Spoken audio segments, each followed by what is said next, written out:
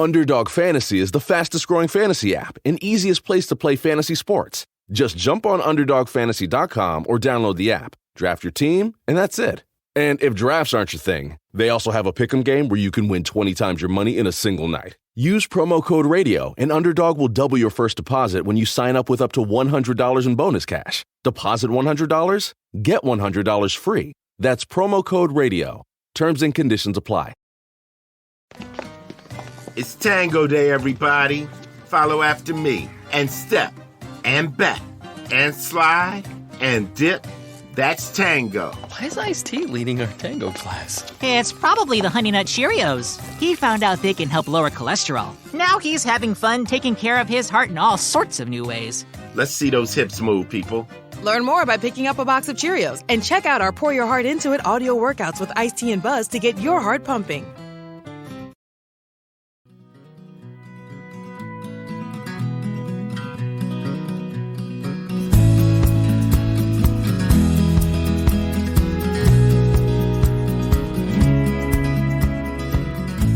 Hey folks, welcome to the Adventure Sports Podcast. My name is Mason, I'm the host, and today we're talking to Christian Shaw, who I love these kinds of episodes because I got started in the adventure world by doing adventures that were also purpose-driven, like whether it's raising money for something, and you might say, oh, that concept has been just beat to death, but I think it's a great concept to do an adventure or do some challenge in an effort to make the world a better place.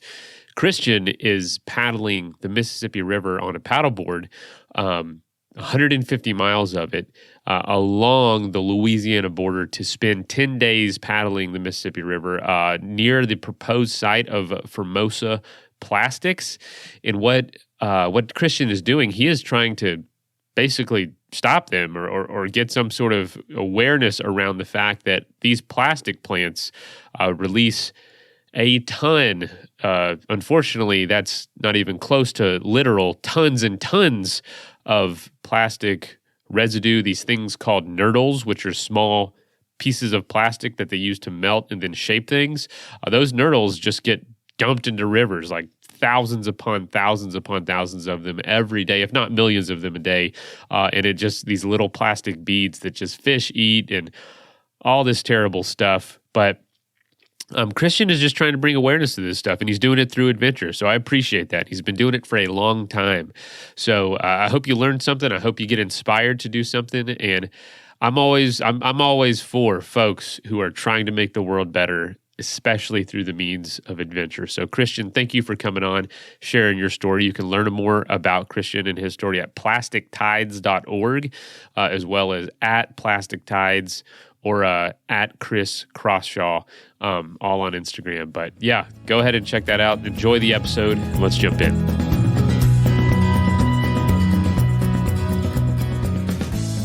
All right, folks. Well, welcome to Adventure Sports Podcast. Today we are talking to Christian Shaw about, something that's pretty interesting. I'm excited to get into it. Christian, welcome to the show.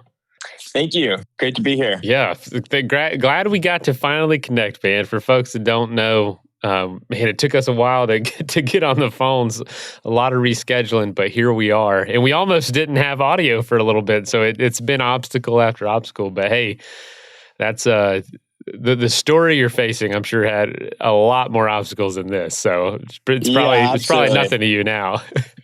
Yeah, no, that's a theme, and I think as any adventurer knows, obstacles also make the best stories. So, I think we're off on a good foot here. Go for success or go for a story. I heard someone say that the other day, and I'm like, yep, that's what it is. That is what it is. It's either success or a story, or both, but usually it's the failures that are the best stories. Well, dude, I always ask this first. Where are you coming from today? And also, where is home, if those aren't the same places? Yeah, sure. So I'm calling in from Santa Cruz, California today, and I've been living out here for just about 5 years. And I'm originally from Ithaca, New York, which is in the Finger Lakes region of upstate New York. Oh, no way. Man, Santa Cruz, that is awesome. I used to go there all the time. Used to live and work in the Sierras, and that was our beach escape. Yeah, man, that's awesome. So what do you do out there? I'm sure you surf. obviously paddleboard or so, but are you into what adventure sports are you into, I guess? Pretty much everything. So my partner Celine and I moved out here really in large part to be in a place where we could do a bunch of things that we love to do in the ocean without having to travel and feeling compelled to go, to some exotic places. And also we're both entrepreneurs. And so, being in this town and close to the Bay Area and so forth had a lot of advantages. And I love to do everything in the ocean. Surfing, of course, and I really love kite surfing as well. So that's pretty popular here. It's one of my favorite things. I've been messing around with kites for, I don't know, almost 15 years probably. And combining surfing with a kite and really letting the kite get you in the spot and then, surfing the wave is what I love to do. Oh, that's awesome, man. Were you doing that in New York in Ithaca? I was, yeah. Actually, I learned to kiteboard in Ithaca. I grew up on a lake, Cayuga Lake, and we have a really cool, tight-knit crew of kiteboarders, maybe, a dozen of us on a big day. And, when I was growing up, sort of as a teenager, there were a number of mentors, older guys in the kiting crew that kind of showed me the ropes, and it was a really, really good place to get my start, and also really challenging. So traveling anywhere else where the wind is consistent and not so gusty and stuff like that is actually quite a bit easier after growing up in Ithaca. That's awesome. So tell us a little bit about like what adventures you growing up doing, or what you were doing, because this paddleboard trip that we're going to talk about, I'm sure that wasn't your first adventure. What kind of things were you growing up doing as far as like trips or journeys that you were taking, or was this your first? So this wasn't my first stand-up paddleboard expedition. We started Plastic Tides back in 2014 with our inaugural expedition, which was 10 days self-supported, going around the island of Bermuda, researching ocean plastics and creating an educational web series. And that was really where we got our start, reaching out to and inspiring young people and, educating them about the plastic pollution crisis, but also trying to bring this fun, adventurous appeal to science and conservation. And so that was our first official expedition. But to answer your question more specifically, growing up, I can point to one trip really in particular that was really formative for me. A canoe trip in Algonquin Provincial Park, or actually I think it's a national park in Canada, with a couple good friends of mine and our dads. And that was my first, and I was, I don't know, probably 10 or 11, 12, somewhere in there. That was my first time ever really doing like a multi-day backcountry type of experience growing up with my parents. My mom's a science teacher and my dad's industrial health and safety professional and scientist and, a naturalist and conservationist as well. And so I was exposed to a lot of nature and the outdoors growing up. But in terms of, really serious backcountry type experiences, it's not something that I got into so much until I was a little bit older. When did you start making some of these trips, I guess, about something more than just doing the trip, being aware of like the environmental impact and being conscious of that, or tying your experiences to a cause? Like when did that start happening for you? Because clearly, we grow up enjoying adventures, but at some point we become aware of maybe things in the world that need to be better. What happened for you? Was there an instance, or was it a slow progression? If you know what I'm saying? Yeah, no, I know exactly what you're saying. And for me, it was definitely a slow progression. As I just became more and more educated, I had that experience, in middle school, I would say, in Algonquin. And also at that time, I really got into Primitive Pursuits, this program that really unique that we have in Ithaca, where we were making fire with friction and, learning how to make throwing sticks and shelters and, vessels to boil water with rocks using sap and bark and, all these really interesting things. And so that definitely was some early experiences that piqued my interest. And then, as I went through my sort of, I guess, high school education, just becoming more and more disillusioned with what I was sort of learning about the environmental issues we were facing and sort of the general lack of concern shown by society. And so by the time I was ready for college, I was very much interested in studying sustainability and learning more about these things. And then it wasn't until I was in college that I really started looking at, applying this combination of, passion and purpose and, combining the outdoors and adventure and the things that I really loved. And it got me excited with trying to address these issues and create a positive impact. That's really cool. So what do you mentioned your first inaugural adventure with Plastic Tides being a paddle around Bermuda, which just sounds incredible. What was the mission after that? Because that was obviously to kick things off, but what do y'all do?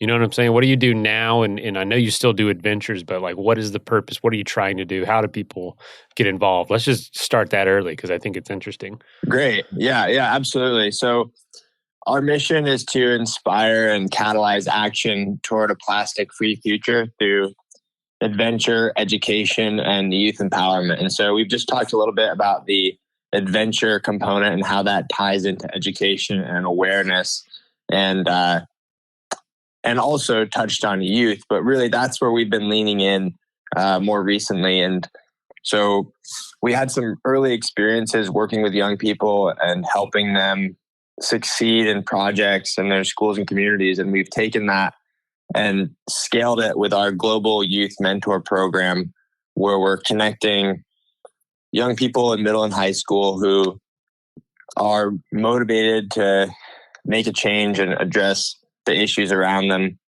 And they, want to do a project in their school or community, something like planting an orchard or helping their school switch from plastic utensils to a sustainable alternative, or looking at the hydration infrastructure and seeing, hey, are students using single-use plastic water bottles at the school? If so, why? Do they trust the drinking water coming out of the drinking fountains? Is the hydration infrastructure up to date so students can actually refill water bottles? All these questions. And so we work with students, and some students come to us with completely unique, original ideas. For instance, a student last year who studied plastic pollution on the most polluted beach in Peru and traced it upstream and looked at the impacts and how everything was connected from the watershed down to his local beach and the community there, and has been working towards legislation and lots of other ways to implement change on that front. And so we have students like that, and then other students who just want to do something. And so we have these project models, which are established, like the examples I just provided around the orchards and hydration and utensils and a handful of others. And so we connect the students with adult mentors, and then the mentors provide just this consistent support and guidance throughout the course of the year-long project and help the students succeed in the end. What have been some of the major wins you can point to that y'all have gotten across the finish line at Plastic Tides? So, within the gym program, we've got a lot of really exciting projects going on and have had a lot of success already with our first couple cohorts of students. But going back further, I think one of the biggest wins we had really early on was with the microbeads. I'm not sure if you're familiar with plastic microbeads from cosmetic products. And Not terribly. I ran into that researching you, and can you go ahead and explain it?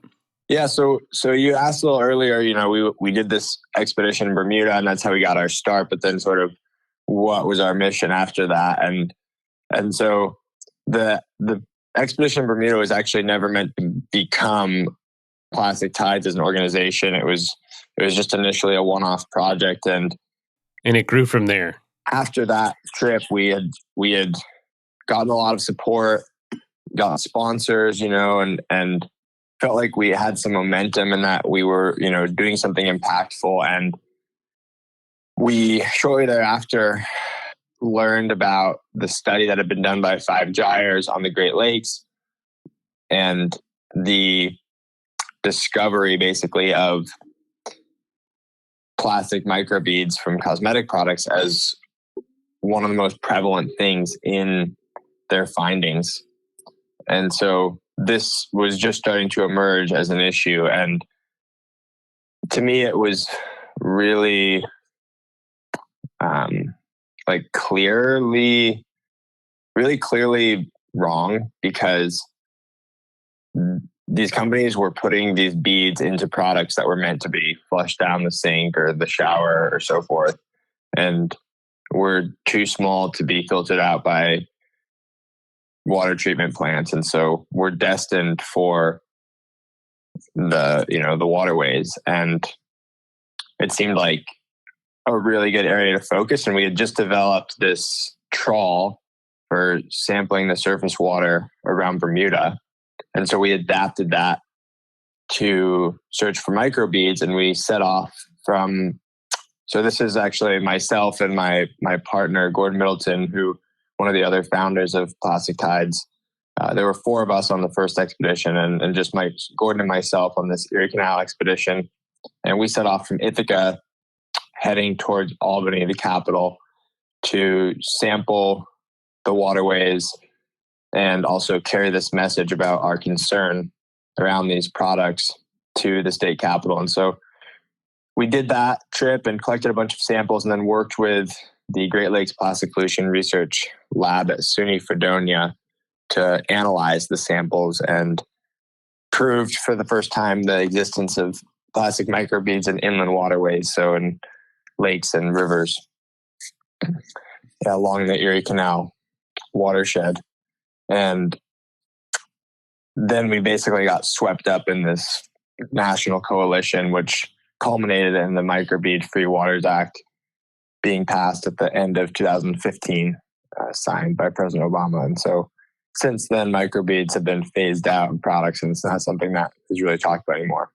But that was a huge win for us early on, and was how we really solidified ourselves as an organization. Man, that is awesome. I love to hear when you're not planning on turning it into an organization and it becomes one. You know what I'm saying? Like, because the impact of the project was so great. So from there, Plastic Tides got the funding, it got the, I guess, the sponsorship, like you mentioned. Is this what you do now? Is like this what you've been doing since 2014? Yeah, this is what I've been doing since 2014. I mean, it's been a bumpy road for sure. And, we're a small bootstrapped organization. So, we've been running on a shoestring since the very beginning, and, have been working on pretty much a volunteer basis, just, with the capacity to pay stipends for certain key individuals in the past year or two. But myself and my partner have also done other things over the years to basically pay the bills. So yeah, this is what we've been doing since then. But it's we haven't been fortunate enough to be able to do it full time, which is also part of the struggle in a sense, because you have to balance everything with life's needs. So that's been our story. But we have a really awesome team, and we've created a lot of opportunities for young people in volunteer roles, and then a lot of people growing within the organization as well. And so that's something we're really proud of too. Very cool. Yeah, man, I can imagine it's a struggle, especially you're trying to fight back from what so many of these companies are doing, making a fortune, ruining things, and you're trying to reverse that, and you can't find the funding you need because it's not something you can sell. It's crazy. What other adventures have y'all done besides the Mississippi trip that we're getting ready to talk about? Let's take a quick message break and hear from the folks that help make this show possible.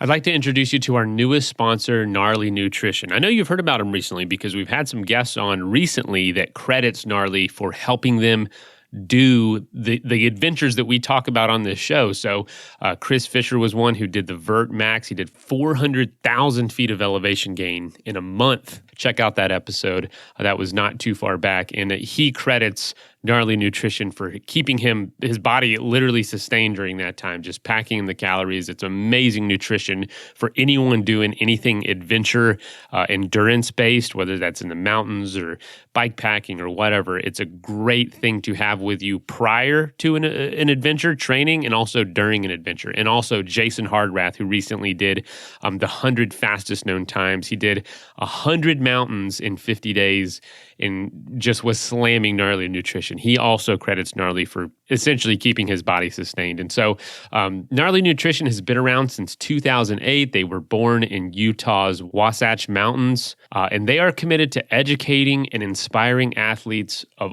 all levels to be as nutritionally sound as possible. Their nutrition supplements are certified by NSF and have science-backed products free of hormones, free of GMOs, proprietary blends, and nothing artificial. So Gnarly is going to help you get ready and help you sustain during those huge adventure efforts. So if you're looking for the best tasting and the most trusted sports nutrition brand for any endurance athletes, go to GoGnarly, and that is GNARLY.com, and use the code GNARLYADventure15 for 15% off. And just, a personal plug here. I love Gnarly. I love the folks there. They're doing such a fantastic job. They have been so great to work with.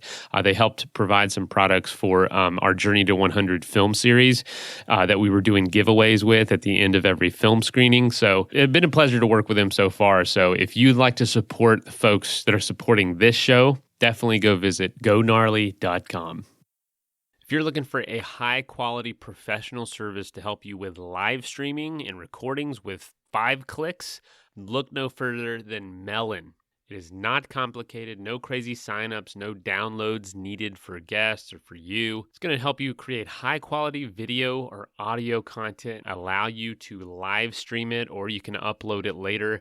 You can multi-stream across Facebook, YouTube, Twitch, Twitter, all at the same time to grow your reach. And when it records, it does separate audio and video tracks. So regardless of internet connection, it can get done, and then it will download, and then you can get it and edit it if you need to. Very customizable. Comes in HD, 1080p camera resolution, and you can actually take donations during live streams in which Melon takes 0% of fees. You get to keep that. So if you're looking for a way to live stream some of your content, whatever that is, you can visit Melon app, and that's melonapp.com/ASP. I know we're back to normal in the sense of events are happening, but there's always going to be that virtual connection that's going to be important to maintain. So use Melon to grow your audience. Nothing feels more like summer than bare feet on freshly cut grass. And this Memorial Day, the Home Depot has savings on all the things you need to get your lawn in shoeless shape. Get hassle-free cutting, trimming, and cleaning power with cordless lawn tools from Ryobi. Whatever your lawn needs, we have tools to get the job done that won't leave you tangled up. So what are you waiting for? It's time to feel the grass between your toes. Feels like Memorial Day at the Home Depot. How doers get more done. That is plenty of that for now. Let's get back into the episode. Oh, there have been many since the Erie Canal. So let's think here. We started in Bermuda. We did a 10-day self-support expedition around Bermuda in 2014. And then in 2015, as part of the microbead campaign, actually, we were helping kickstart that in Bermuda. And so to launch the Beat the Bead Bermuda campaign, we were back there doing a bunch of school visits and working with local organizations. And we snuck in between a jam-packed schedule of other obligations, a nonstop circumnavigation of the island over 20 hours. So we left at, 6:30 p.m. or something, just before sunset, and then paddled nonstop around the island of Bermuda, which was the first at the time. Wow. That's wild. So cool.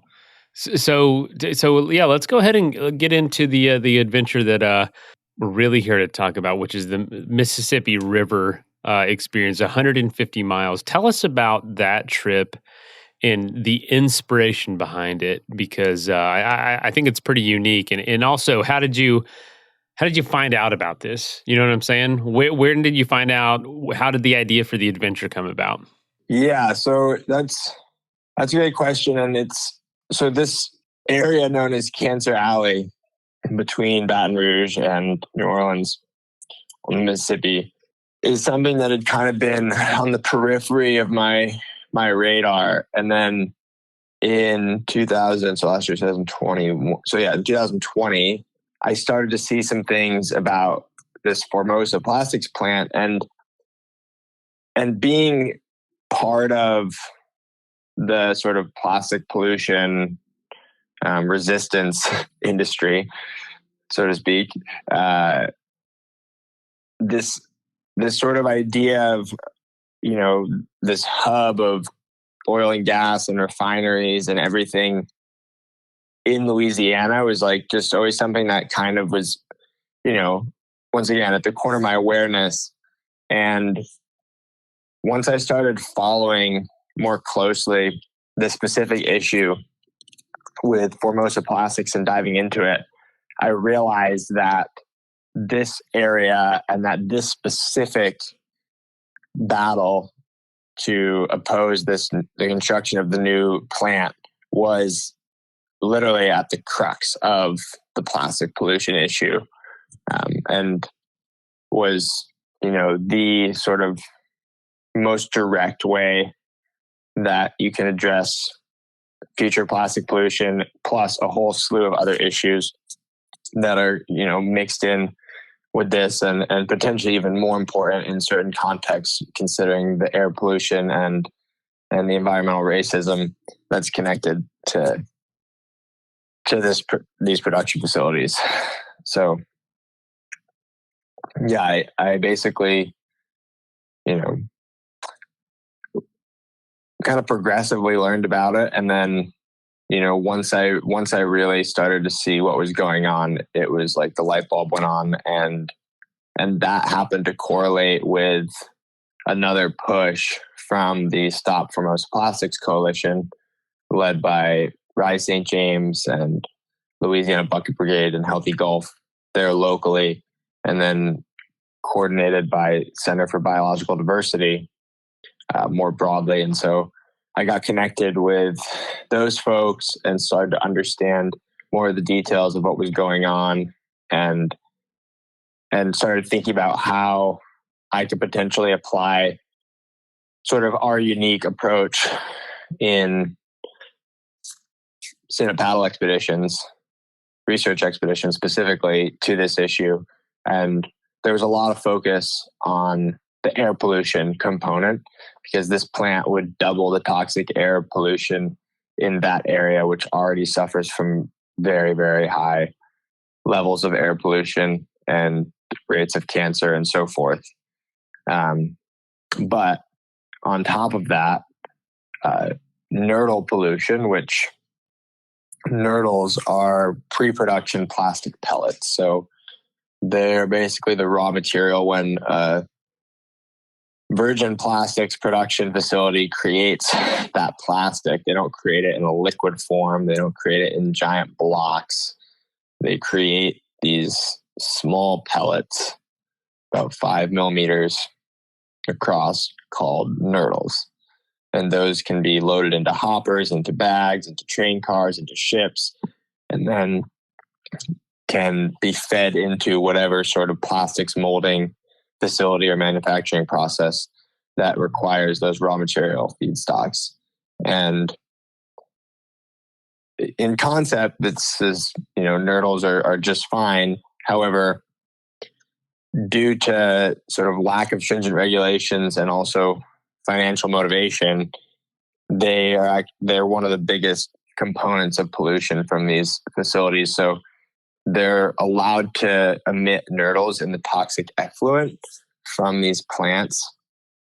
And the reason that all of this industry is on the Mississippi River is because it's the only water source that's large enough to dilute the level of pollution. And when it comes to the nurdles, the Army Corps of Engineers considers them inert and non-harmful to wildlife, even though we know that these plastics in the environment actually concentrate toxins and accelerate bioaccumulation up the food chain, and which in Louisiana specifically means catfish, which everyone loves to eat and are delicious, but definitely being threatened by this pollution source. But basically, the nurdles, they're once again considered by the Army Corps as toxic, non-harmful to wildlife, and these plants are permitted to discharge nurdles, and there's no oversight. So the only regulation around it is self-monitoring, basically self-reporting. And so these plants just report that they emit no nurdles whatsoever, when in fact, our team actually calculated that if this plant were built, they would be emitting on average 10,000 nurdles per minute into the Mississippi River. And that's because these things just go everywhere in the production facility. And so you could imagine, little nurdles, flying around, getting, hosed off here and there and so forth, and basically just mixing in with, the other effluent. And they don't put in a filter for them because they're not required to. So they just go straight into the river. And so basically this issue hadn't really been discussed very much. And so I saw an opportunity to really tie this all together and bring additional awareness from the river perspective as well. What were you trying to do? Just document, how many existing nurdles there were along the river, or what were you going to try to do as you paddled that 150-mile stretch of the Mississippi? So the 150 miles is symbolic of the distance from the proposed site of the new plant in St. James Parish to the mouth of the Mississippi River. And so that would be the path that these nurdles would be following if the plant was built. And so I was paddling along that path to bring awareness to that, and then also researching and documenting the current nurdle pollution along the river banks, because there are already other facilities, producing plastics and emitting nurdles along the length of the Mississippi watershed. And there have been spills as well. So there are actually really a large concentration of nurdles downstream from New Orleans because there was a container ship that came off its mooring and spilled millions or billions of nurdles into the river right in New Orleans there. But yeah, I was basically just adding to the data set and helping to provide that baseline as well for if this plant is built. Holy cow, that is wild. So what were you? What was the experience? Tell us about the 150 miles. How long did it take? And I know you're on a mission, but was it enjoyable at all? Yeah. Like, do you still enjoy being out there despite the devastation? If people don't know, look up nurdles. It's literally like beads. It's like, imagine pellets, like small pebbles of just plastic, and think about how just everywhere like you said, it would just go everywhere. But anyway, back to the question. Yeah, it just goes everywhere. And downstream of the river, when I was sampling for them, it wasn't a matter of of really how many they were there, so much as how many I could pick up, depending on if they were wet or dry, or from one spot to the next. There were that many. They were just, everywhere, which was really shocking to see. But yeah, I love these kind of adventures. I definitely enjoyed myself out there.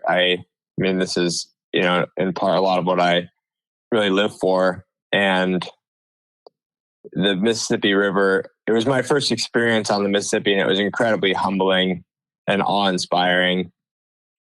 And that river is just, it's so powerful. And it was really interesting just being a little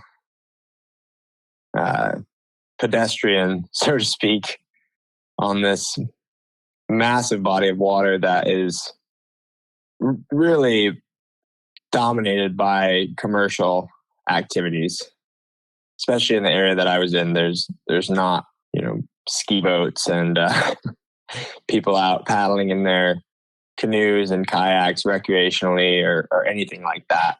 The industry as well. It's a really unique experience, and the hazards as well on the river are not necessarily what you would expect. What are they? So, the most obvious things are, huge tanker ships and barges actively pushing up and down the river. But the more omnipresent threat comes from stationary barges. So the river was not at flood stage, dangerously so, but it was decently high when I was there in April of last year. So the way the river is downstream of Baton Rouge, and I think even further upstream from there, but for the sake of this conversation, the entire section that I'm paddling is contained within levees. So the river was, the path of the river was basically defined, permanently defined by the creation of these levees, which are essentially massive hills of earth on either side of the river. And so naturally the river would have basically moved back and forth across the delta, the actual main channel, spraying sort of like a fire hose back and forth throughout time and shifting constantly. And so got the development of civilization in that area, of course, the levees built. And so what you have is basically the river contained within this area.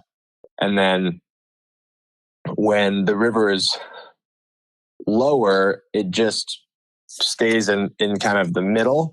But when it's higher, there's a forest that exists in most areas between the levee and the riverbank itself. It's called the Batcher Forest.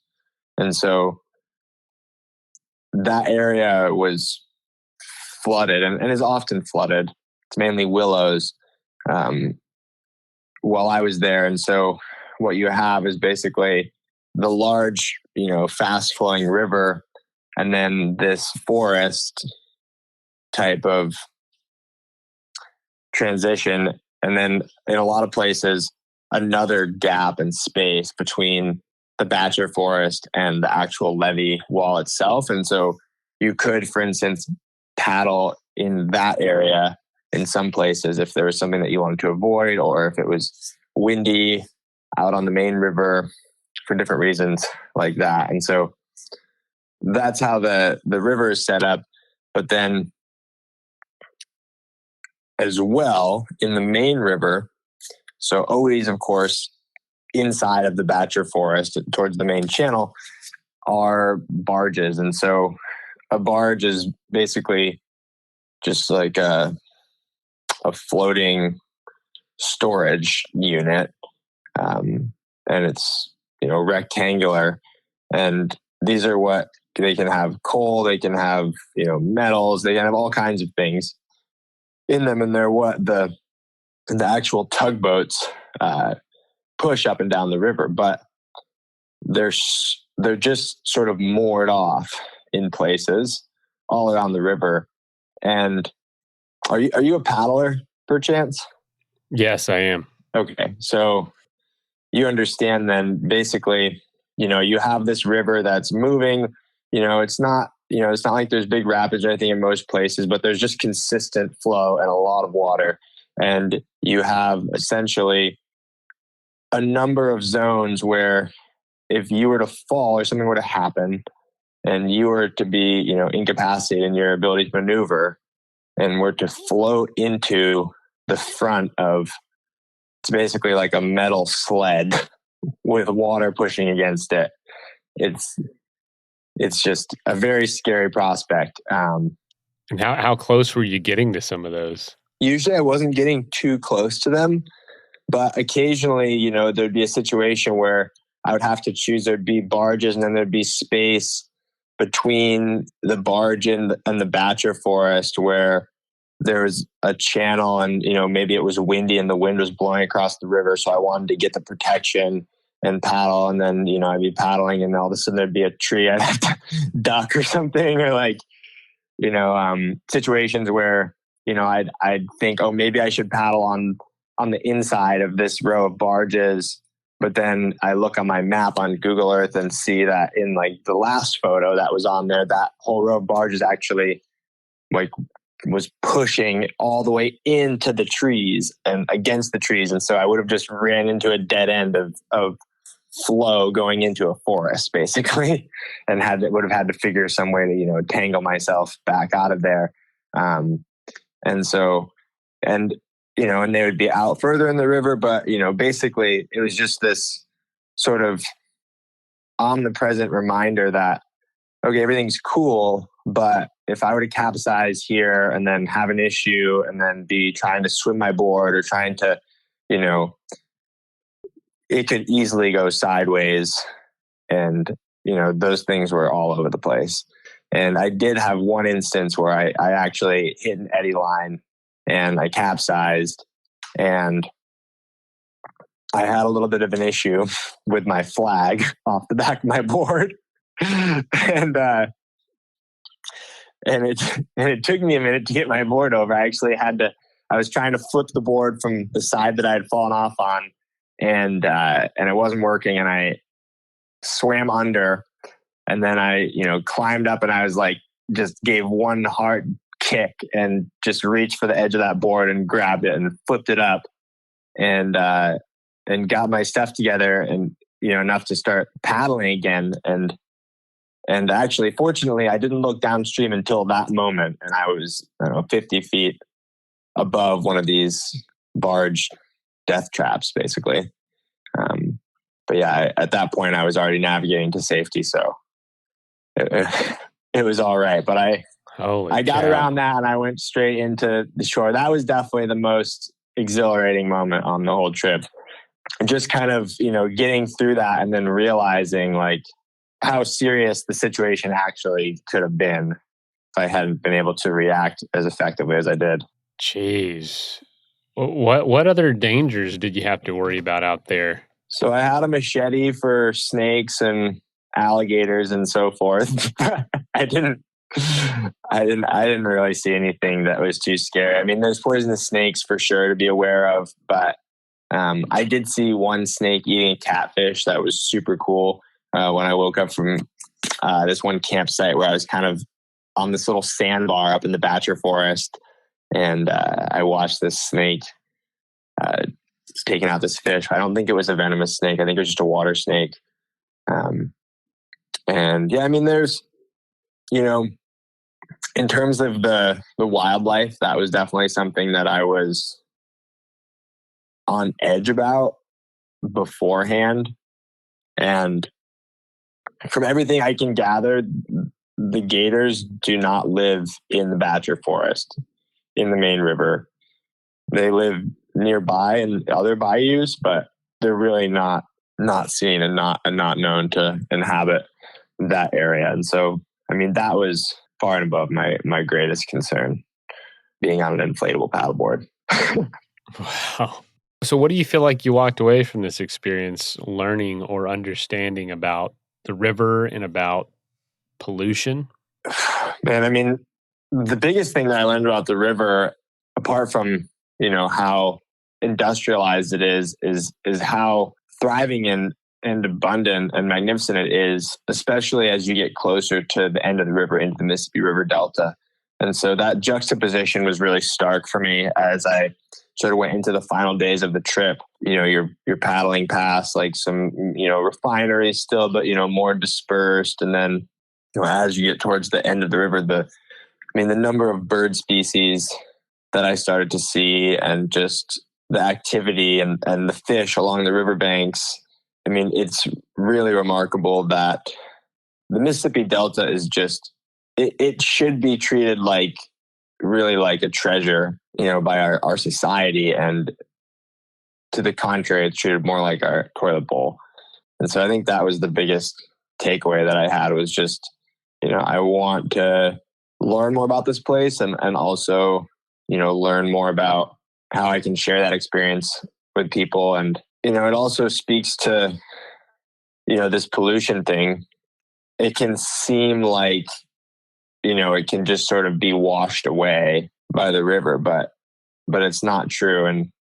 And just going there and seeing it firsthand, you really see that. And actually the other thing that I observed was how the river really does behave like sort of a filter system for the ocean, in that there's a lot of trash in the Bachelor Forest downstream of New Orleans. And as I got, closer to the end of the river, that really started to diminish. And so it was interesting to see how even the nurdles, a lot of these things, they do work their way to the riverbanks and get caught up in the vegetation and the shoreline.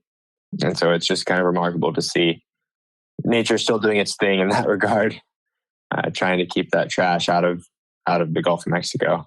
Wow. It's kind of wild how much we've rearranged things. And I'm sure you were seeing that on full display out there. Yeah, I really was. And, once again, back to the hazards, like large ships, the stationary barges and large ships were the two hazards to be most concerned about, and I think, strong currents and eddy lines and whirlpools and things like that were sort of third. Definitely less prevalent, but still there, and still, especially in big river bends and stuff. Well, and also actually the other hazard, and why I've done some night paddling in some places, and I'll tell you what, I made every effort to get myself off the river. And actually that would be another big hazard, is actually just getting off the river before dark, because you can't always just, you're paddling and, I had the trip planned out, but I had a combination of sort of Airbnbs that I was going to stay at in zones where I didn't really think there could be much hippie camping to be done. And then just the classic, like, cruise down the river and find a spot that looks good and, pull up and go on in the morning kind of deal. That was difficult finding camping. Yeah. Well, finding camping wasn't too bad, actually. That was just a hazard of, like, you want to make sure you're getting off the river early enough that if the first place you try and go doesn't work out, you're not like, okay, this is my spot. You pull in and you look, and then it's getting dark and you turn around and you have to go back out onto the river and back out into the main flow and look for something else. And specifically why that is so daunting is because of the random debris that are out there floating in the river. And at one point I was paddling along with a full size channel marker, solid steel, just bobbing up and down. And it was actually funny because as I was approaching it, at first I thought it was a stationary channel marker. And then I realized, I was like, wait a minute. And I caught up to it and of course passed it. And things of that size, other large buoys, along the banks that had already washed in, and other sorts of debris like that. So you always had to be really keeping an eye out for something like that. And, the inflatable paddle boards are really durable, and I've paddled a lot of rivers on them and bumped up against many rocks and intentionally landed on plenty of rocks as well, just messing around and having fun. But if there's one thing that would scare the heck out of me out there in the middle of the river, I would be starting to lose air out of your board, especially with a fully loaded board. And I only had a single chamber board as well. So, it would be probably a ditch it and try and get to the bank type of situation in that instance. But I've actually kind of pondered on this because they're also double chamber boards. And I was thinking at one point, I'm like, the next trip like this, I really need to have a double chamber board. But I was kind of playing it out in my head, and I was like, okay, so the outer chamber, because a lot of times they're kind of an outer chamber and then more like a central, one. It's like if the outer chamber is punctured, I mean, I don't know, like you're still kind of like sagging, and it might still not, you might still be abandoning ship at that point. So, yeah. Wow. Man, so is there anything else you'd like to share about the experience or about what you learned with listeners, or anything else about plastic tides? I don't think there's anything specifically. I mean, this Formosa Plastics issue is ongoing. It's definitely something to learn about. The injustice in Cancer Alley is really shocking and tragic. And, this is like basically the breadbasket of the plastic pollution and petrochemical industry, so to speak. And so it is the front line in this fight. And so, as an organization, we're really focused on empowering young people individually around the world on their projects, but then also doing what we can to really shine our, spotlight, albeit small, on the issues that we feel are most important. And this is definitely one of them. So it's awesome. So what are you, can you tell us more about what you're doing next with Plastic Tides and how people can get involved? Yeah, absolutely. So, we're always looking for mentors. Well, actually, not always, but we are about to be recruiting mentors for our next cohort and youth leaders as well. So, if you know young people, or if you're a young person listening and want to get involved. And we also have internship opportunities available. We have, openings almost all the time for various roles, from PR to social media to working directly with the Global Youth Mentor Program and supporting the mentors and youth leaders.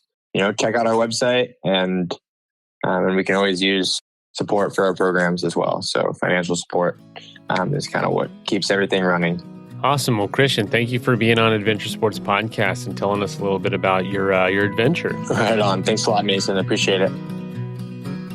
First of all, thank you so much for listening. It means the world to us that you choose to listen to this show. If you'd like to help us further, you can leave a review on iTunes, share us with your friends, your family. It goes a long way to grow in the show. You can also support us financially through patreon.com/Adventure Sports Podcast. Link is in the show notes. And also, if you have an idea of who could be a good guest for the show, we're always looking for people to tell their story about the outdoors or adventure. So if you know someone, please reach out. Email us at info@adventuresportspodcast.com. And until then, get out there and have some fun.